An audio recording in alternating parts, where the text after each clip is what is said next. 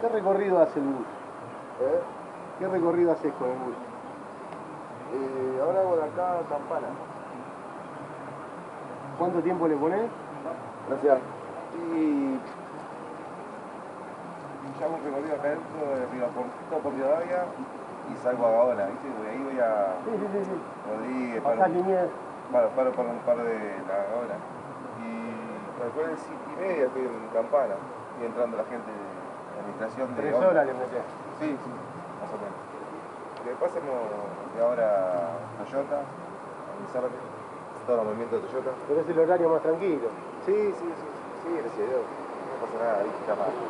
Hay una menos gente ahora. Como el tráfico. Si no se pone el tráfico. Bueno, amigo, que estés bien. Dale, que tenga buen día. Igualmente.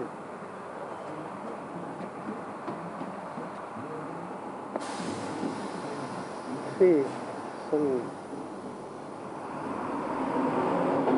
¿Hace mucho que viniste? Yo sí, como 2 años, año y medio más o menos. ¿Año y medio? Sí, más o menos. ¿Viniste con intención de estudiar o directamente a laburar? No, con estudiar.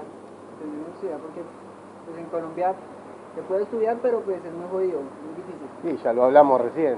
Porque si tienes para una cosa no tienes para la otra, entonces para es jodido. Pues aprovechar que acá pues bueno, relativamente el estudio pues es gratis y también quería escapar de muchas cosas que me estaban pasando ahí en el entorno en el que yo estaba, entonces quería como que hacer algo diferente. Te querías alejar de tu viejo. Sí. No solo de él, porque pues literalmente nunca estuvo pendiente de mí ni nada, entonces pues básicamente mi mamá lo es todo para mí. Pero pues sí quería como hacer algo diferente, conocer otras personas. Sí, me imagino que allá veías todo el tiempo. ¿Toda tu familia de militares? Solo mi padre, solo mi papá. Él fue el único, creo que también tuvo un tío, pero pues ni idea, porque pues por parte de la familia de mi papá nunca... No, por lo menos te bajaste. Por ahí uno que otro por ahí, pues, y eso que los conozco es como por apellido. Sí, porque el resto no, siempre toda la familia de mi mamá, por parte de mi mamá siempre. Es una herida que no se va a curar ni siquiera en 30 años. No tanto así porque pues literalmente... No, la de la sociedad colombiana. Ah, la de la sociedad colombiana. Sí. Sí, no, es muy fuerte lo que pasa. Creo que a todo colombiano lo persigue, a todo colombiano, y el que diga que no, pues, no sé, tuvo que haber nacido en cuna de oro. Sí, vivió con los ojos cerrados. Exactamente. Pero por X o Y motivo siempre algo te arrastra lo del conflicto. Es un paradigma político. Los jóvenes ahí aprenden muy rápido las cosas más feas de la política. Sí, es lo que está ahorita pasando básicamente ahorita todos los jóvenes, los pelados que ahorita se están básicamente tratando como de alzar, se están haciendo como que escuchar, porque pues el maldito del Iván Duque. Duque es un horror. Un experto, un payaso, y pues... Pero sigue siendo todo la línea Uribe. Santos, línea Uribe. Duque, línea Uribe. Eso que se supone que Santos se le había Sí, pero sí, ya tenían programado la paz para después hacerlos mierda. Vos lo sabés mejor que nadie. Sí. Obvio, yo nunca, digamos, cuando hubo un tiempo donde, cuando yo era chico que yo decía, este man del Uribe no es tan malo. Yo decía, ¿por qué? Porque veía todo lo que decía la televisión y que sí, es lo mejor, que con toda la guerrilla, que una cosa y otra. Mediante fui creciendo y fui como que más adaptando información y todo eso. Decía, pero sí, pues, ¿qué es? Tipo, no es nada de lo que están diciendo. Cuando Gustavo Petro hace un camino para desmilitarizar desde lo político, desde lo democrático, le hicieron la guerra sucia igual. Si vos no le das un margen de 20 años a la pacificación legal que te genera la legalización partidaria, y por otro lado estás pidiendo la pacificación de las guerrillas, estás jugando con un juego muy sucio de Está, doble sí. vara, muy parecido al que pasa en Euskadi, en Tierra Vasca. Es parecido, y bueno, Pero sí no conozco. los vascos,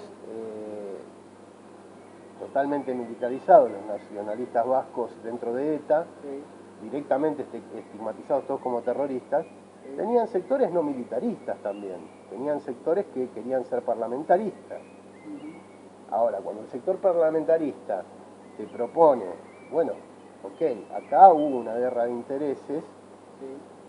ustedes cometieron crímenes atroces, nosotros cometimos crímenes atroces, los tipos te dicen en un contexto donde nuestra soberanía estaba vulnerada por el franquismo, y vos le seguís toda la persecución política a las personas que se han desmilitarizado completamente, Sí. no estás dando un espacio ni siquiera de ver cómo se acomodan las fichas de reorganización y de ver cómo bajas la violencia. ¿Qué pasa? Las víctimas de un lado y del otro te tiran Sí, te tiran de los ministerios, te tiran de los juzgados, te empiezan a jalar. Y la gente que sigue viviendo injusticia también te jala. Entonces, Que no ven la diferencia. en el entrecruce de los cuatro intereses de poder, de los intereses creados, te queda de rehén en el medio el pueblo real. Para mí tiene tonos de similitud lo que pasó en Euskadi y en Tierra Baja con lo que pasa en Colombia. Indudablemente lo de Colombia pega mucho más fuerte porque, como recién lo hablamos, al ejército lo entrena la propia CIA, a los grupos guerrilleros los entrena Cuba, Rusia. Sí. O sea, tenés toda una cuestión ahí de suma de potencias en pugna que es histórico y bueno, pero... ideales también podridos a la vez también. Pero en Euskadi también vos tenías a los grupos separatistas vascos que se entrenaban con Arafat, se entrenaban con el IRA, el Ejército Revolucionario del Pueblo, el ejército irlandés. Sí. Tenés metida también la cuestión religiosa ahí, que ya te complica las cosas todavía mucho también, más, sí. se pone todo mucho más Porque denso, más muchísimo kenchi. Hay mucho más fanatismo, Ujú. o sea, que es lo que ocurre también con la escuela bolivariana. Tenés gente que tiene, bueno, sabés cómo es, cuando vos creás polarizaciones fanáticas, Claro, ahí está, reúne las masas. extirpás la capacidad de diálogo a la mínima expresión, dejás y después las desgracias unen a la gente. Cuando en vez de unirlas las ideas, a la gente las une las desgracias, sabés que el resultado de eso va a ser una desgracia mayor. Eso es terrible, es terrible. Pero en política eso lo ves todo el tiempo, lo podés ver totalmente militarizado como en Euskadi, como en Colombia, como en algunas regiones de Venezuela, de Ecuador o en Medio Oriente. Lo podés ver de ese modo, o lo podés ver con la democracia parlamentaria fingida, donde vos tenés un sistema de representación que vos te das cuenta que sigue siendo colectivizado por los distintos ministerios barriales que maneja la caja manda y demás, y tenés toda una cuestión ahí donde la censura sigue existiendo y se hace de cuenta que no, donde tenés los amiguismos judiciales, gobiernos que te cambian toda la Corte Suprema y otro gobierno que te cambia toda la Corte Suprema, y así y tenés casación que sigue siendo una parada de pelota a todas las causas.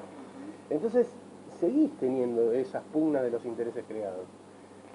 Si a todo eso vos le agregás un feminismo que está conducido desde afuera y que su lógica es contrafáctica, es contralógica de los pueblos originarios, o sea, cuando, bueno, vos lo sabés mejor que nadie por la cantidad de aborígenes que hay en Colombia y la cantidad de afrodescendientes.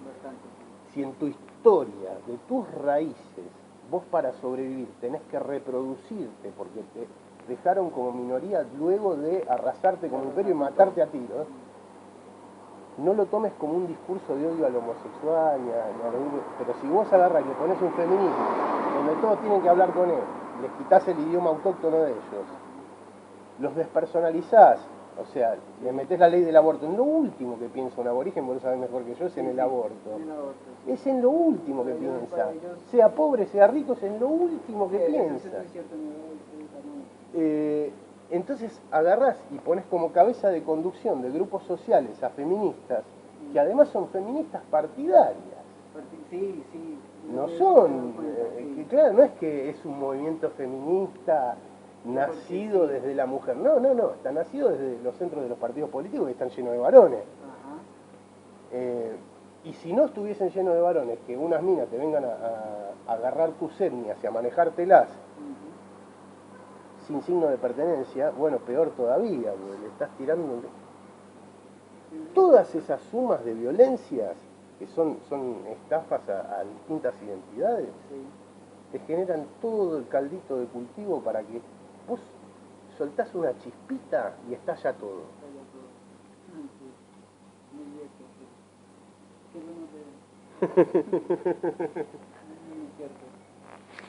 Es terrible, es estar en manos